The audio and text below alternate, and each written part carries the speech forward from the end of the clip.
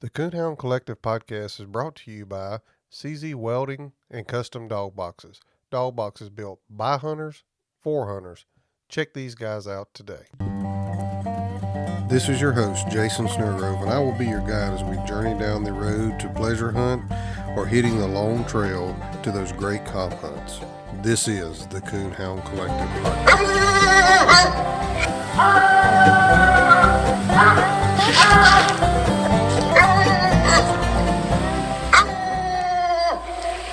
Welcome to the Coonhound Collective podcast today. Today is a special guest to me for sure, as I head way over to West Virginia to interview Mr. Wesley Good. Mr. Wesley, how's it going today? It's going good, thank you, Jason. And I appreciate you inviting me to be on here. Well, a lot of people don't know this. Some people know the story, some people don't. How we met, and honestly, if it wasn't for you, we probably wouldn't be doing this podcast today. I probably wouldn't even be coon hunting today if it wasn't for you. You're probably a big reason this is even going on. So, I greatly appreciate your friendship and the times that I got to know you for sure. But won't you go ahead and tell us a little bit about yourself, kind of where you're from, and where you were born and stuff. Well, I was born and raised around Ripley, West Virginia. I was actually born in Charleston, which is only 28, 29 miles away. Born in 1959, so I'm 63 years old. I turned 63 there the first part of June, and my daddy was a coon hunter. He had coon hunted since he was a little boy, with a lantern and everything, whatever he could find, with an old shepherd or anything. And it didn't matter if it hold a possum or what. You know, he always thought he had a coon back in underneath the rock or something and dig all night and pull a possum out, but he'd still sell the hide. So I was about 7 years old whenever I started going every time Daddy went. So Dad would hunt anything that would tree a coon. It didn't matter what color it was or whether it was a coon dog or squirrel dog. We've shot coons out to Norwegians and everything else. Dad he was a coon hunter, but it seemed like we always come back around to the Plott dogs. They was the ones that we preferred as a rule. We've had a couple nice dogs in other breeds, but all in all, we always come back to the Plott dog, and I like the Plott dog. The one I really got hooked on was a dog we called Ellie, or Ellie Mae, and she was a coon tree and piece of machinery. And she was born about the time I was, I don't know, I think 9 years old or something like that, and about the time just before I got my driver's license, we lost her. But she was hard to crowd, and she was a black brindle trim female, and I've kind of been the Plott guy ever since. Then, that was my favorite dog, and still pretty much. She goes a long ways towards the measuring stick. I've had some dogs since then. The Angel Ridge Redwood Dixie dog, for sure, is a measuring stick to me. She was 2011 National Grand Night champion. But anyway, I grew up right there around Ripley and went to Ripley High School, went into the operating engineers apprenticeship program there, Local 132, and worked around all over, working construction, mostly in the state of West Virginia, and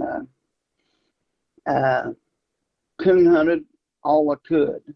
And then back about 2000, I got rid of all my dogs because I just worked so much, and I just hunted with Dad for about 20 years there. And right about 1999, actually, I bought a farm where I could let dogs run loose, and really didn't mean to get back into it like I did. And Dad brought a pup over, wasn't papered, and Gail fell in love with it and said, "You ain't never going to get rid of that, are you?" And I said, "No, that one's yours. I'm going to go get me a registered one." And Katie barred the door. It's been wide open ever since, one of these old Plott dogs. And working all over the country is kind of how me and you met, ain't it? Yeah, that's it for sure. I think it would have been in 2013 or 14 along there. I believe it was. I was working in Illinois, kind of south central Illinois, and we were staying in a campground. And I can still hear Tina today whenever that truck pulled in that campground with that dog box. She said, "Oh Lord." She knew they was friends already been made before we ever started talking. Yeah. And yeah, you come in the campground there with that dog box, and that just it's one of those sports that even the times that I was out of it, you still you get that first cool snap in the fall, and for me, all those memories of coon hunting and being out with the dogs and stuff like that would rush back in, and boy, it'd make you want to have the itch to have one, and I just wasn't ever in a place to have one after I moved here until we kind of got settled where we're at now, but yeah, that's how we met. Was I guess you was working shutdown or something there at Robinson. Actually, they was doing digging a underground storage facility, Yeah, cavern for butane and propane, and I was running a hoist on that job for Tyson Mining.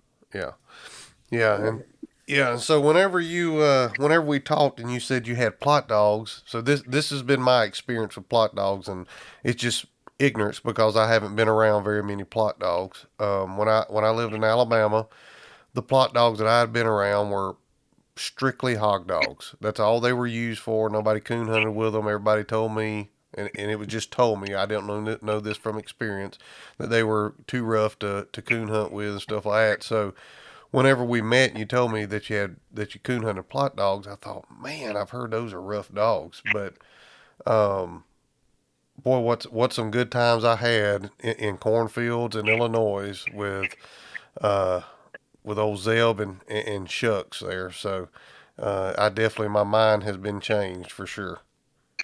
Well, yeah, and you helped me out a lot too. I was in one of them situations where I was working a 20-day rotation, and there's going to be more days I couldn't hunt than there was that I could.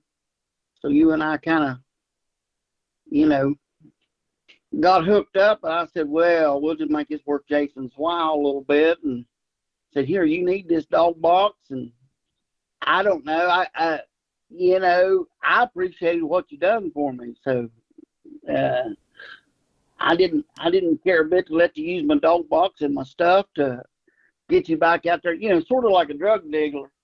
Give you enough or loan you enough to get you hooked again. Well, I think Tina, she's not here, but if she was here, she would say, "Oh, he's hooked. Thank you very much, Mr. Wesley. He's hooked."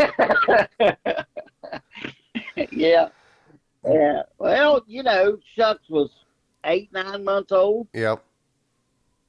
And really, as far as I can remember, he probably treated his first solo coon for you, didn't he? Yeah, and I'll tell you what, that night I turned Zeb and Shucks loose, and Zeb goes to the right down there in trees on a little piece of property I have permission on, and I go down there and Shucks is not there, and I thought, where is this dog? And so we get back up to the truck, and look on the tracker, and he's out. And of course, you remember there's big cornfields over there, and there was a big pasture there, and he's out in the middle of this pasture, and he's barking every breath, and I'm thinking, what is wrong with this dog? This ain't even the right direction. There's a cornfield right here, and I can see coons sitting up. And so I pull up there to the curve in the road, and Tina said, "What are you going to do?" And I said, "Well, I got to go out here and see what he's doing. He ain't going to come to me."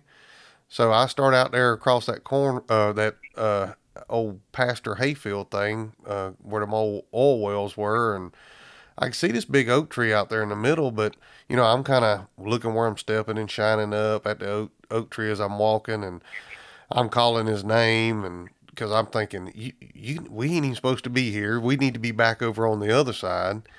And about time I got probably 40 yards from that tree, I just happened to look up, and there was a coon. And I'm gonna tell you what, it didn't matter if we was supposed to be there or not. I got him in there. We got on that tree, and I petted him up, and he was my buddy after that. And yeah, I enjoyed hunting him. I really like him. He's a good looking dog, good looking hound, and uh, bigger dog like I like to hunt. And um, he just and he was young, but he was really coming on. And speaking of that, now last year, or I guess this year, whatever how you want to call it, um, Last year's PKC championship, yeah. yeah, breed champion Shucks won the whole thing.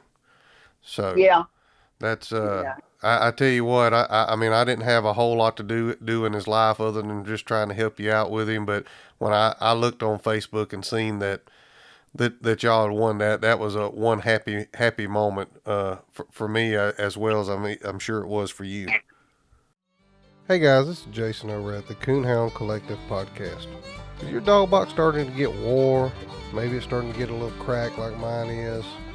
Maybe you've just been thinking about it's time to upgrade to a new box, but you've asked your buddies and you're just not real sure what direction to go in. Well, let me help you out here. Go check my friends out at CZ Welding and Fabrication, custom dog boxes and aluminum products on Facebook. You can check out all their custom work they do there and their designs that they do. If you don't see something that you don't exactly like there, reach out to Nathan at 540-810-5439, 540-810-5439, or send him a message through the Facebook page. I bet he can fix you up. Don't wait till fall to get that new dog box. Go ahead, get that dog box now. Get you something looking good in the back of your truck that you can be proud of and that you can haul your dog around in comfort. Check my friends out at CZ Welding and Fabrication. You won't go wrong. Dog boxes built by hunters for hunters. Get yours today. CZ Welding and Fabrication. No, I appreciate that. You know, Shucks is just Shucks. That's what I tell everybody. He's got a pretty cold nose, and he takes whatever track he comes to. And sometimes he aggravates me, working these cold tracks a little bit. And he really is determined to have his coon. And, you know, the competition thing, you like it fast and furious and all this and all that. And sometimes you just have to wait on Shucks a little bit, but he will keep you in the cast. I'm not going to tell you that he's won every cast, but he's won about, 50% or so of his cast, whether it be PKC or UKC. I really need to take the time and finish him on out to Grand. He's a night champion with 2 wins towards Grand. He's got between $1,500 and $1,600, I think, PKC money on him. And he's sitting in the pen, wanting for somebody to take him hunting right now because I'm working, and then I've got all these young dogs. But he's a dog that you've got to be patient with to call, and you got to listen to him. But he always keeps you in the mix. He's an honest first, second strike dog, and he's a stay put tree dog. When he sits down there, I'm not going to tell you he's a one bark tree dog, but when he sits down there and dedicates, he's going to stay there. And more times than not, you're going to see the eyes looking down at you. He's lost a little bit of his mouth. It's hard to believe, but Shucks will be 8 in October.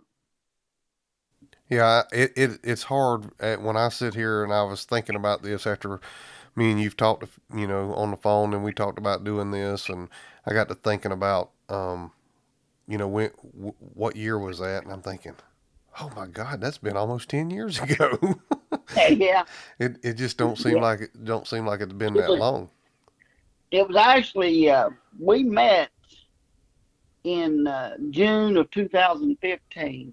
Okay. My mother passed away in March of 2015. That's how I know it was 2015.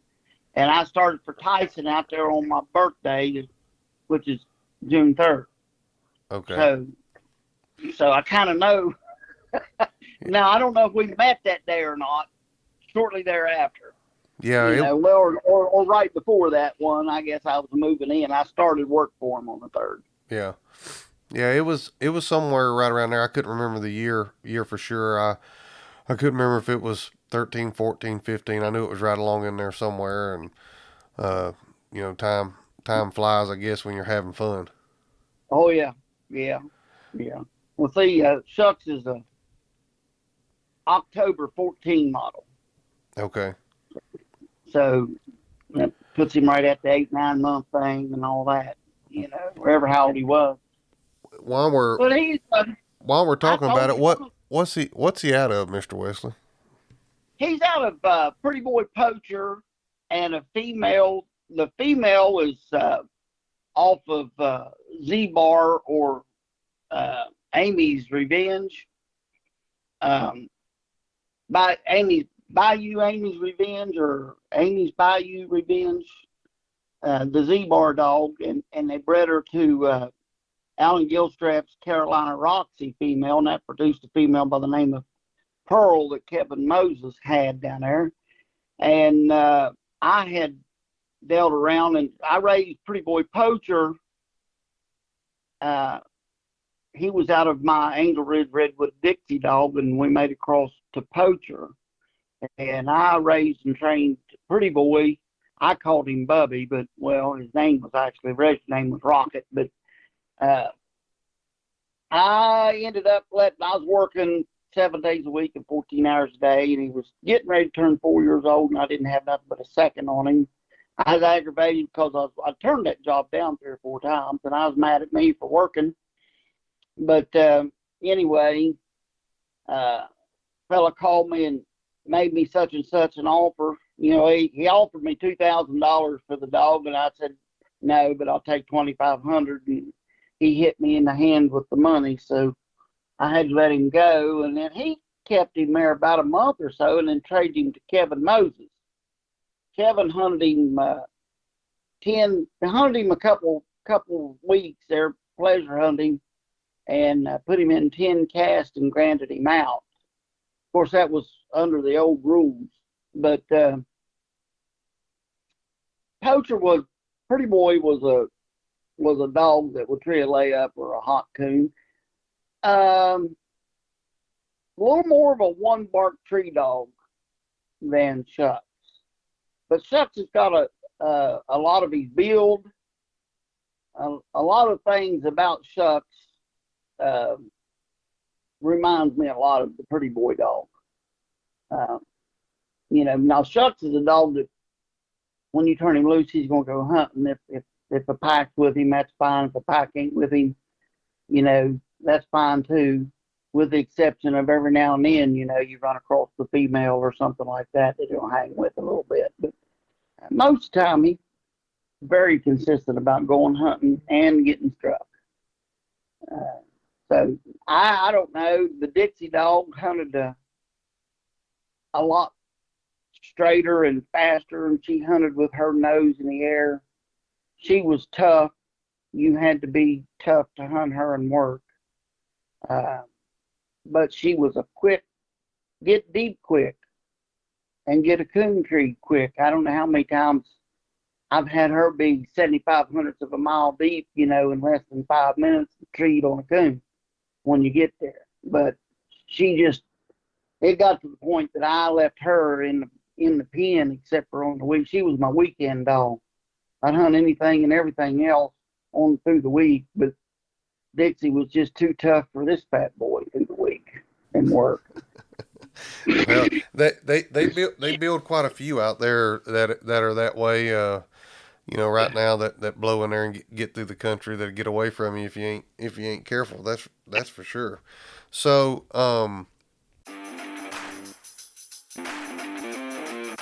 hey guys, Jason at the Coonhound Collective podcast. Today I'm here to talk to you about a benefit hunt that's coming up. The State of Missouri Coon Hunters Association is holding the annual Shriners Children's Hospital benefit hunt on September the 24th, 2022. This is a UKC sanctioned event. There will be a bench show and a night hunt. There will also be a auction on the grounds at 1 o'clock. For more information on that, you can go to the Shriners Children's Hospital Benefit Stud Dog Auction and more on Facebook and check it out. You can scroll down through there. The winner of the bench show is going to get a CZ custom dog box. The winner of the night hunt is going to get the same custom dog box. There's a dog box up for auction right now over there, and a ton of stud dogs. Really nice dogs. Be a good opportunity to reserve a breeding for one of these dogs. Get your name in there. Stay on top of it. Make sure you win it so you can get a good breeding for that good female that you got out there. And there's a ton more other prizes. There's puppies being given away, some young dogs that are being auctioned, a lot of good things. Coon hunters are coming together for a great cause here. Help us make this hunt a large hunt here in Missouri. Help us raise some money to give to the Shriners Hospital. These guys are excited. They're really on fire here to try to make this hunt big. They're making a push here to make it. So help these guys out to really make this hunt a big hunt. You can reach out to Larry Bourbon if you don't have Facebook, and his phone number is 636-388-5420. 636-388-5420, or you can also reach out to Colton Ingram and his phone number 636-249-3330. 636-249-3330. If you have something that you can auction off, get with these guys. They'll get it posted up on the page and get the auction running. Anything and everything. Doesn't have to be coon hunted related. Get it to them. Let's help these guys raise money for a great cause here. Coon hunters always come together to help other people. This is a great cause to help people. Let's help the State of Missouri Coon Hunter Association send a big check to the Shriners Hospital. Thanks.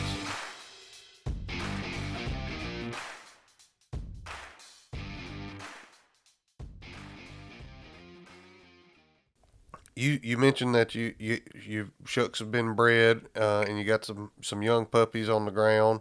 Are you got plans to breed him some more, or are you gonna just kind of see how these puppies do first, or what's your game plan there?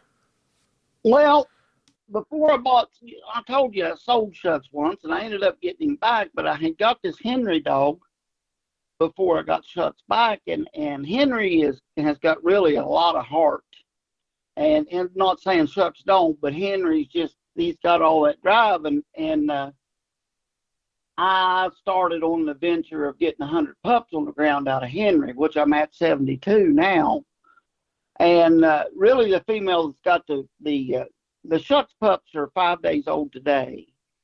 And I had Henry and this female at another man's house, and he said, well, we missed her. She went out, and it was after the West Virginia Governor's Cup, as a matter of fact, which we got in the Final Four with Shucks that night. But anyway, I brought it home. I never even thought that night at the hunt to check and make sure she was out and all that. While I looked at her and I thought, well, that dog ain't out. And I threw her in the pen with Shucks. And so now we've got pups on the ground and out of Shucks. But I do intend to breed Shucks. This female that are budding to here, she's out of shock style Ratchet. And Ratchet's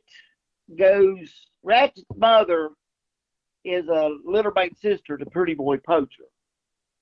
So I let Larry Brown have her, and he bred her to Rooster. And that's where Ratchet come from. And then the Georgia Solid Oak is a female that Jeremy Taylor and them have got. That is a littermate sister to Henry. And so they bred Ratchet and Georgia Solid Oak, and that produced this Bell female, which is a fairly decent female, nice tree dog. And that's the mother to the Shucks pups. So I plan on PKC super staking this litter of pups out of Shucks. And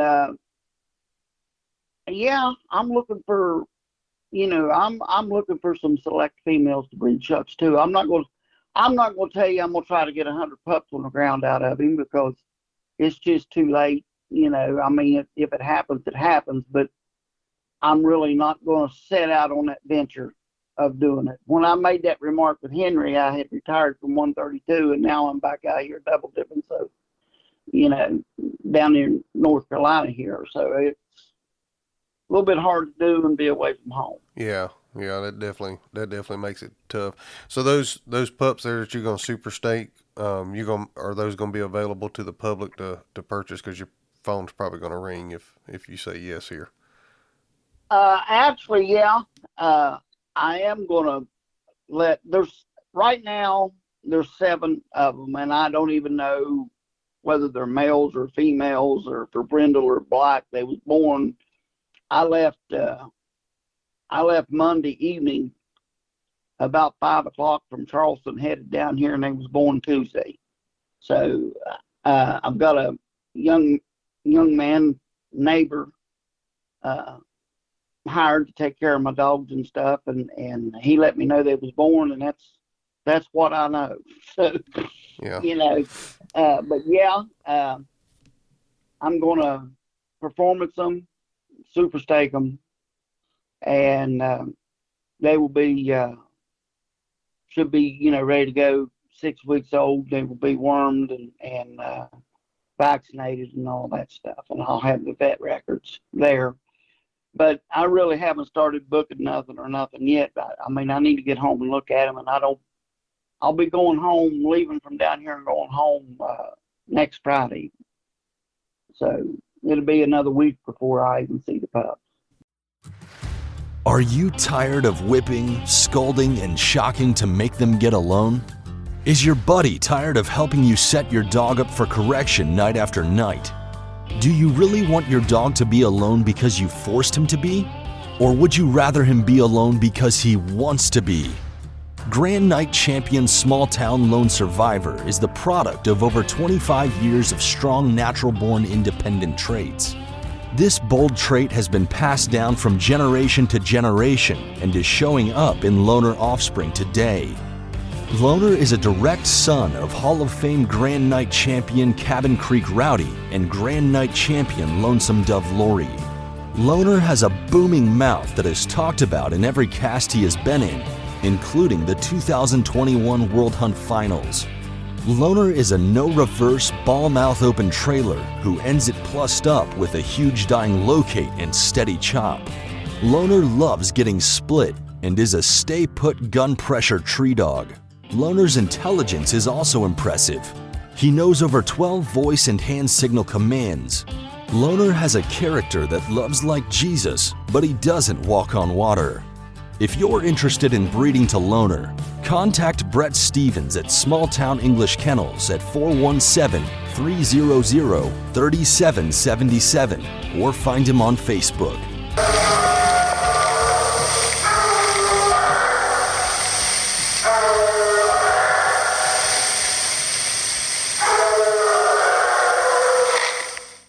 if you're interested in running a stud ad for your dog here on the Coonhound Collective podcast, reach out to us at thecoonhoundcollective@gmail.com. Send us a message through Facebook or Instagram, and we'll be glad to get with you to get you an ad built and get you pricing on all of our ads. Yeah. Well, if you're interested in a good Plott hound, good Plott pup, out there, you can definitely get a hold of Mr. Wesley, see what he would have available, because I know, like he said, and we talked about earlier, I hunted Shucks, and he's definitely a good dog. Was a good young dog when I was hunting, and obviously has turned into a pretty nice hound to win some of the stuff and getting some of the Final Fours that he's gotten into for sure. One thing I wanted to talk about is, seems like even whenever I was a younger kid living in Alabama and I'd get the magazine and you'd flip through it, or, now with Facebook or the internet, whenever somebody wins something, you usually have a few people around and they, pat you on the back and say say congratulations, you done a good job or whatever. But it seems like forever the Plott guys have really stuck together, and there's a lot of camaraderie in that group. Is there a special bond there between everybody, or what makes that group so tight knit there that they're just pulling for each other? So few of us. Yeah, I mean, yeah, I really, I really don't have a good answer to that. I guess part of it is the number of us, but um, the Bloodhound is in general, my way of thinking, they're a good track dog, and I like a track dog. And I like I mentioned earlier, a lot of your competitions, hunters, breeders are breeding to me seems like a hotter nosed dog. Now maybe it's not, but they're breeding a dog that shoots in there fast and trees quick coons. And a lot of the Plott dogs do more trailing. Now I'm not saying I don't like, and Dixie did get it done fast and had an awesome nose. But I like the trackability of the Plott and the loyalty of my dogs. I'm not a guy that a lot of your old timers used to say don't pet your dogs, they won't hunt.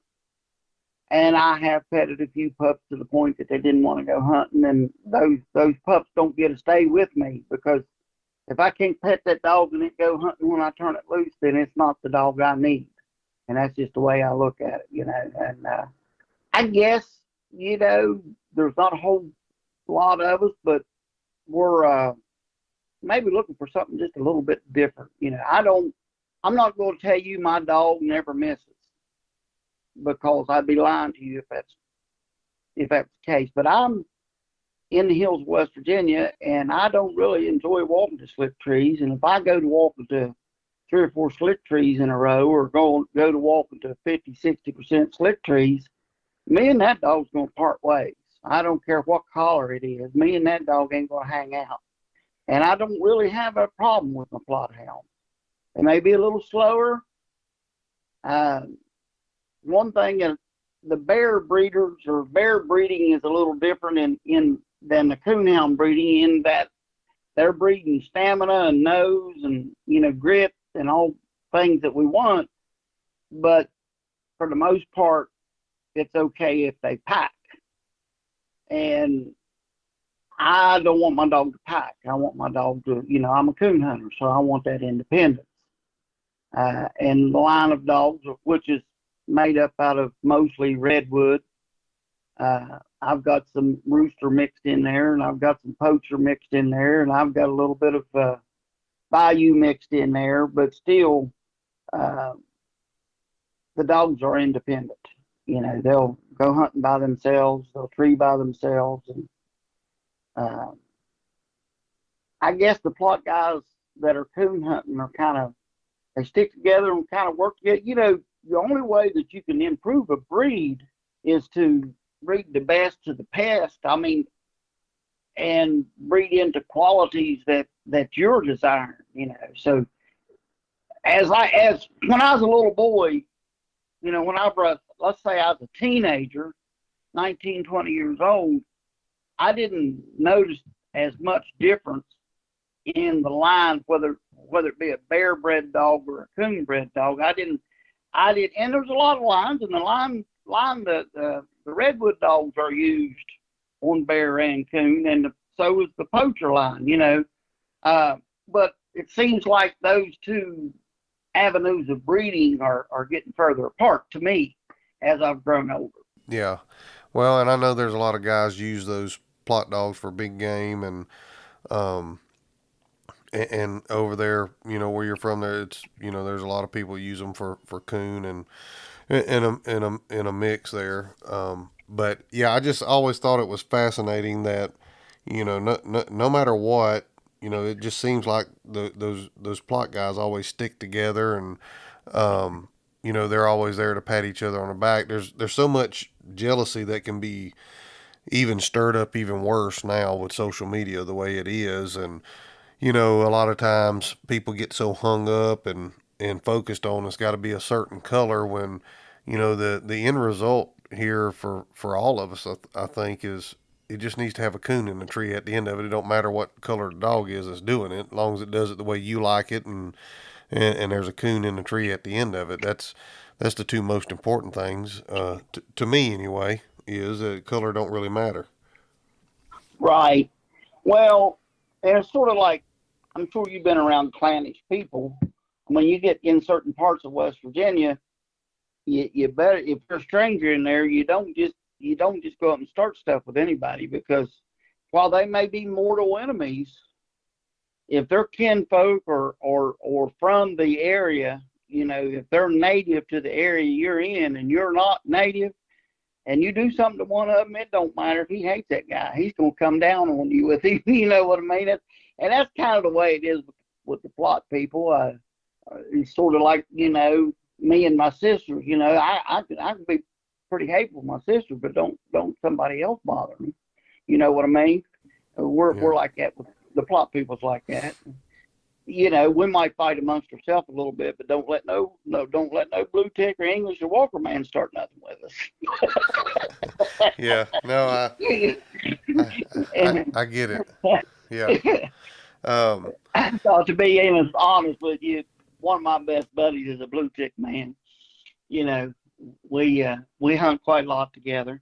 He's got some pretty nice blue ticks, and I have seen good dogs in all breeds. You know, it's just kind of your preference. yeah, that's for sure. It is, and that's the good thing about this sport. You have a choice. You can go through and kind of pick and choose what you like and what suits you the best, and you can hunt that, and another guy can hunt something else, and everybody can be happy in the middle. So Right. that's a good thing about it.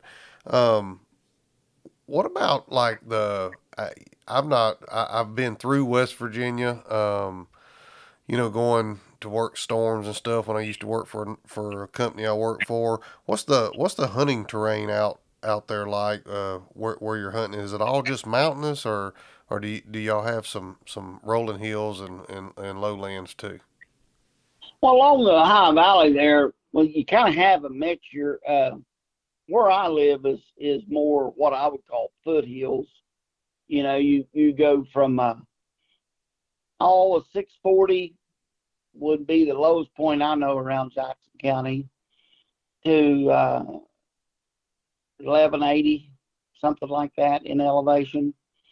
Um, Now, so our hill's not really as big as the mountains, but I don't have to drive very far. Now, and you know, I live in an area that I can kind of pick and choose and hunt some more rolling ground and more gentle hollows and ridge tops and meadows and stuff, you know, bottoms and stuff like that. But you got some steeps between, and of course, logging has, you know, everywhere.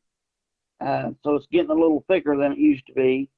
But now, where my dad grew up, is the terrain's a little more vertical, not so much different in elevation. It's just more rock cliffs, more straight up and down between your 2 points, you know. And my dad wouldn't even hunt where he grew up at in the summertime because so many copperheads in there. So, you know, it's I don't have to go very far to get in more mountainous terrain, and I've got to pick and choose to not be in pretty rugged, you know, as far as vertical up and down. But it's all in all, it's not real terrible around Jackson County or Roan, or, you know, like I say, down along the High River. Now you go north along the High River and get up into Wheeling and Moundsville and up and that, and then it's way more vertical and taller. So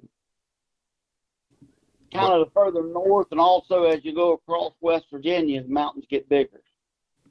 yeah, well, I live in the westernmost portion of West Virginia. okay. I know, you know, where I'm at now compared to where I was hunting shucks at whenever we met is kind of how you described it. It's rocky. You can be straight up, straight down, pretty quick. Here, there's no row crop to speak of right here around the house. Now I can drive, an hour west of here and an hour north of here and kind of get into more rolling hills and row crops and pastures and stuff. But yeah, it's just, you know, the time I drove through there, it was like, boy, if I had to coon hunt over here, I don't know that I would because I went through some mountains.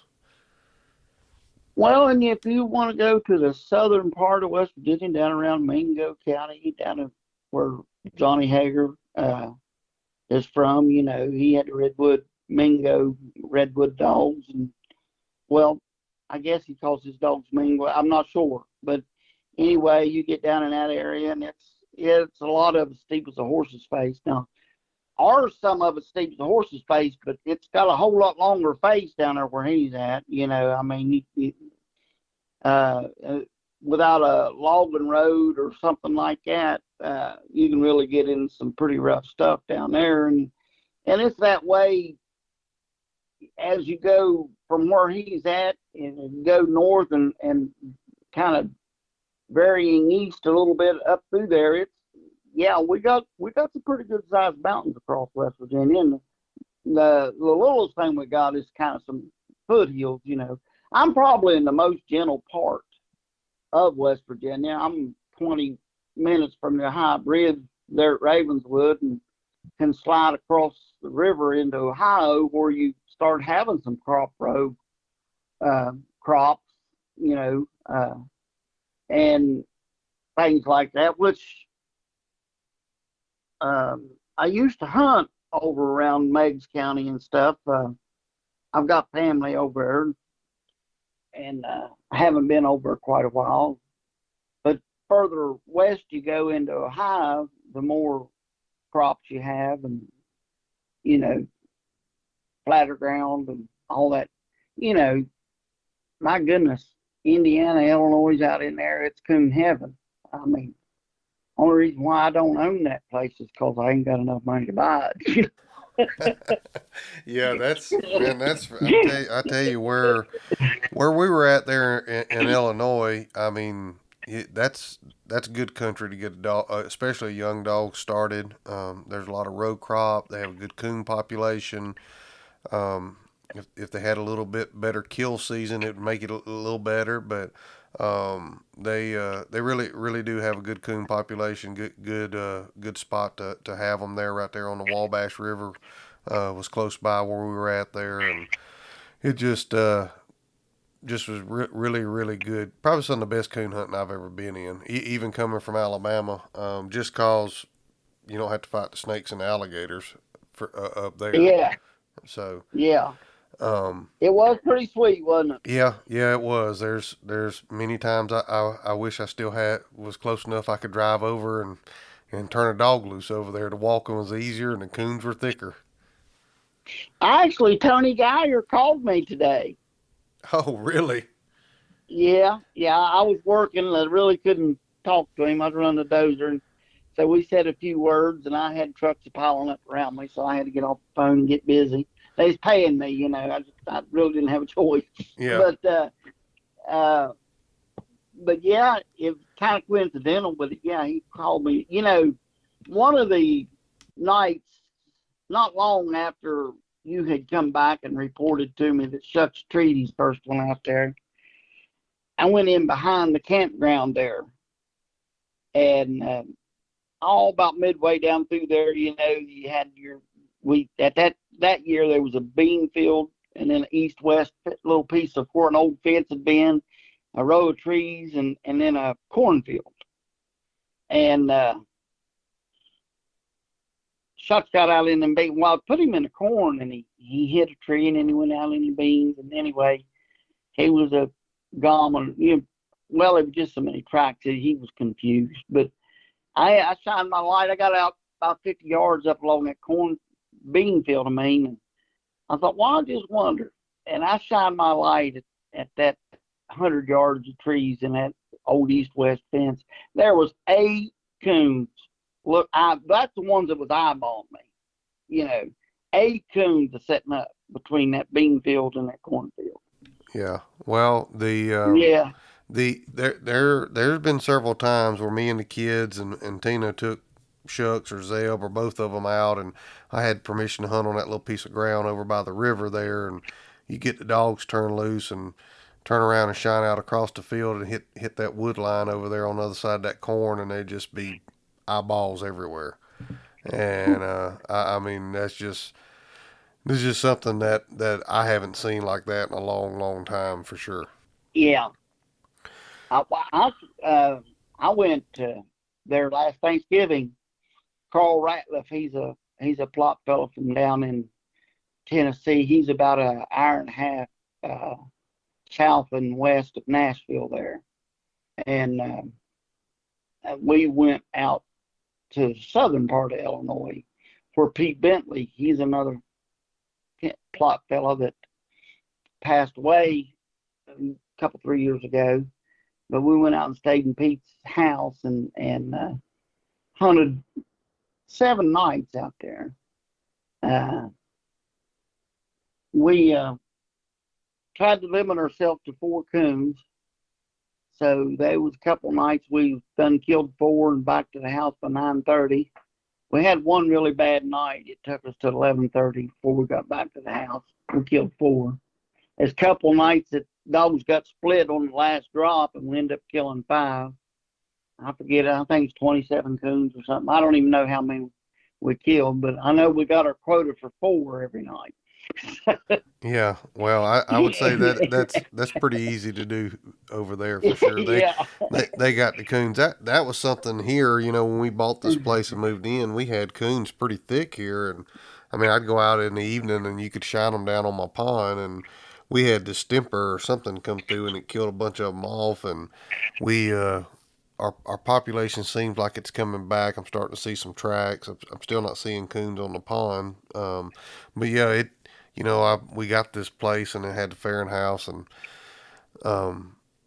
Tina said, "Well, I reckon you're gonna make that your coon dog pen." And I said, "You got that right with this many coons." And then next thing, and then I didn't even get a chance to thin them out before the distemper or something got them. So Yeah. I was kind of bummed about that, but that's all right. They're coming back, and I got enough that I can work on a dog here or there with for sure.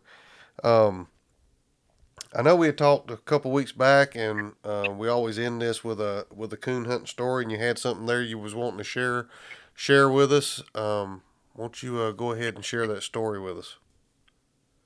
Yeah, this was right after I finished up that job out there. Cameron Miller is a young man that he rode a 4-wheeler up to my house. He lives down the road below, about a half a mile from where I built. And I went to school ahead of his mother, and kind of knew her. But Cameron, he's a kid. I'd seen him, but I really didn't know him or whatever. But he rides his 4-wheeler up there in the driveway one day. He said, "You're Wesley, aren't you?" And I'm like, "Yeah." And he tells me who he was. And he was 13 going on 14. He said, "Well, you take me coon hunting." And I'm like, "Yeah, I'll take you coon hunting. I'll take you coon hunting anytime you want to go. And or every time I go." He said, "Well, you just call me, And so that started a thing. And so we he hunted just almost every night I went. He would go even if it was a school night. His mom would say, "Try to have him home by midnight." What most of the time we did. We didn't always, but he started hunting with me, and we got him a Plott dog, of course, and this and that. But he and I and another gentleman was out hunting one night, and we got in, come around to the tailwaters of one of the, around home there, they built some watershed dams and, flooded several acres and made some public hunting areas out there. And so we got back in one of the contributaries of that. You're back in the tailwaters, and a bunch of rock cliffs and this and that. And season was pretty cold that night. And the other gentleman was hunting a Walker female, and she got treed up there. And we got up there, and she had a coon. And there wasn't one of us really looked below her. The tree was kind of on a flat place, just off of what had been a road at one time. And, so you got this road bed that's starting, grow up in weeds or whatever. And he shot that coon out, and it bounced one time and hit down in that lake right over a cliff. Well, then there was a fallen log that went almost across that contributary there, but you're looking 50 feet wide or something like that, and it was deep. Well, them dogs get down in there, and that coon wasn't hurt very bad. And they're fighting. Cameron had a young Plott male by the name of Ripley, and I don't know what the Walker female was, and I don't know if you remember Marley or not, but I was hunting Marley that night. And I've kind of preached to you about come here, how I feel about whenever I tell a dog to come to me, I want it to come to me. But these dogs got in there fighting that coon, and Cameron, before I knew it, slid down that log. That fellow with the walker was hollering, "Oh, my dog's gonna drown, my dog's gonna drown," And Cameron slides down that log. I'm talking about hunting boots, chaps, his vest, belt light, and all. Right down that log he goes, and he's trying to grab that dog by the collar. I guess he's going to put a lead strap on it or something and try to drag it back up. I don't know what his plan was, but the first thing I know, that boy's in the water. Oh, he's down there treading water in full hunting gear. And I'm thinking, my God, how, so I'm watching him, and he's staying pretty good. He was over on one side, and he was getting on. He wasn't having to tread water really so much. He was getting on something. Now, this is a bunch of trash and stuff that just floated back in. You know how the end of them contributaries will do. They'll fill up with all kinds of garbage or whatever. And Ripley ended up killing the coon in the water.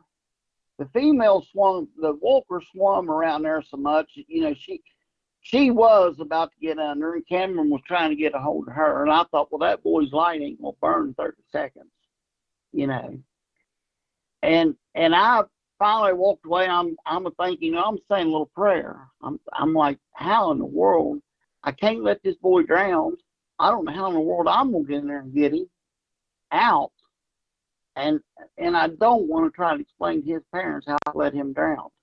Actually, his mother had passed away before that, but his dad,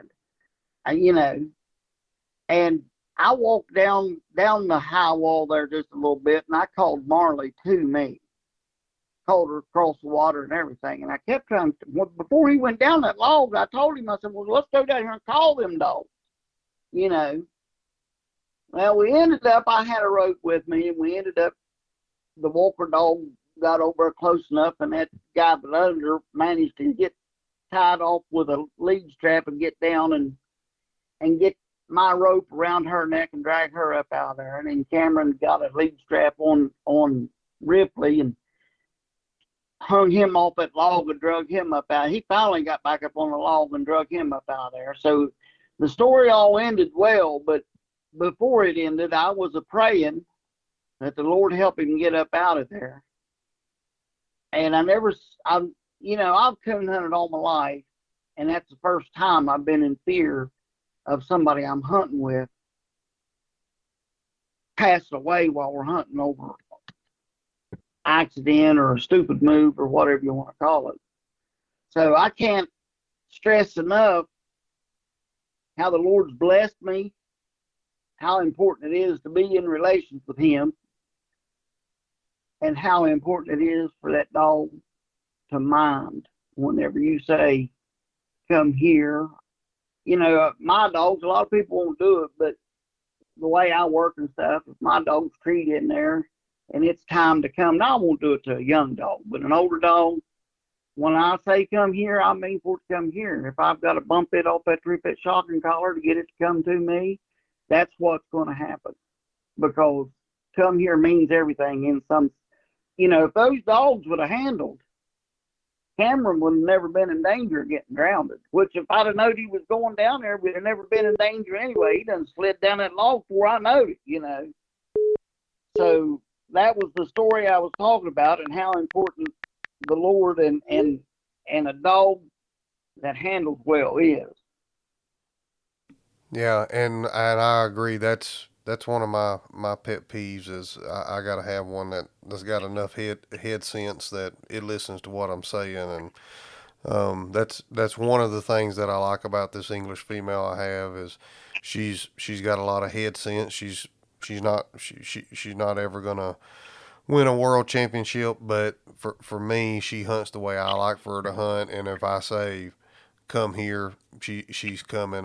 We had RQE here, and the fellow we was hunting with said, "Are you how you gonna get?" The hunt was over, and she was over 1,000 yards in there, and he said, "Well, how you gonna get your dog?" I said, "I'm just gonna call her," and and that's important to me to be able to get one to come to you. That's one thing I can't hardly stand is not having one that won't come to you when you call or won't listen to you and just off doing its own thing. And that right there just shows the importance of needing to have some sort of handle on your dog, so you don't have to put your life or it ends up putting somebody else's life in jeopardy.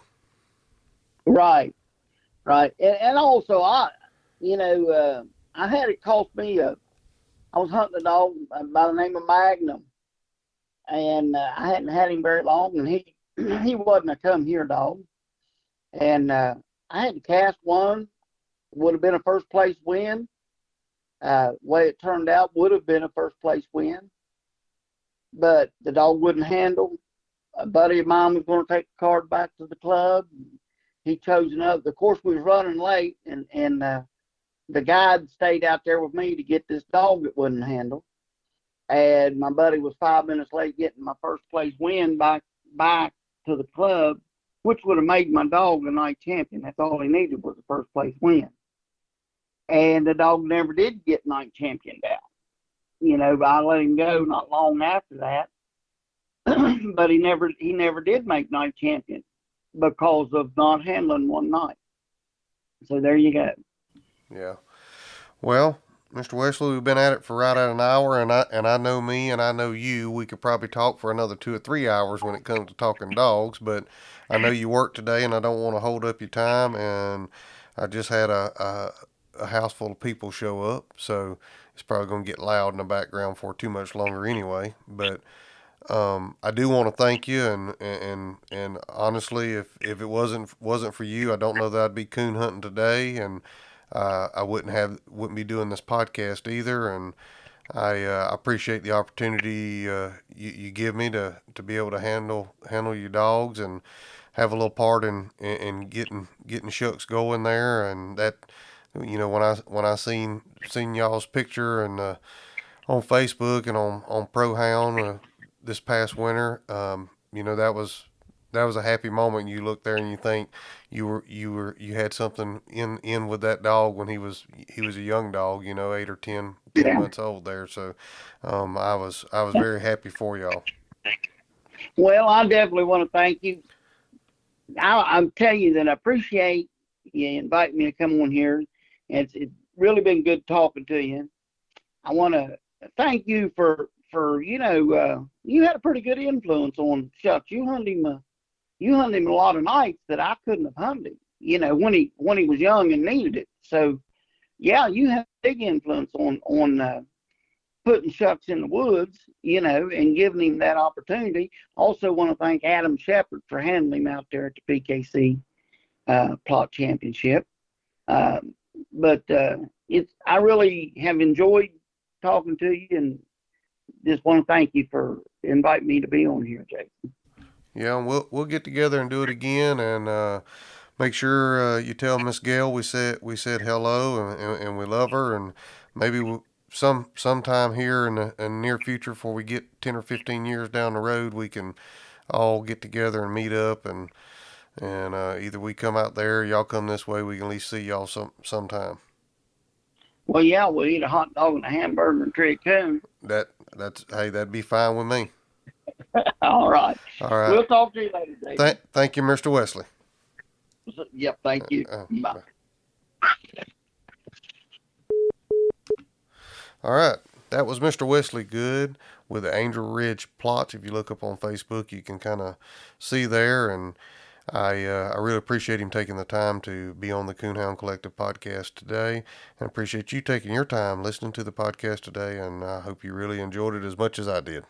Thanks, guys, for listening to the Coonhound Collective podcast today. We really appreciate you taking your time out of your day to listen to the podcast. If you don't mind, head over to Facebook and give us a like, and head over to Instagram and give us a follow. It's both at the Coonhound Collective. Also, if you would like to reach us here at the Coonhound Collective, you can reach us at thecoonhoundcollective@gmail.com. If there's someone that you would like to hear on the podcast, or a product that you would like to hear talked about, please send it to thecoonhoundcollective@gmail.com. Thanks again. Have a great day.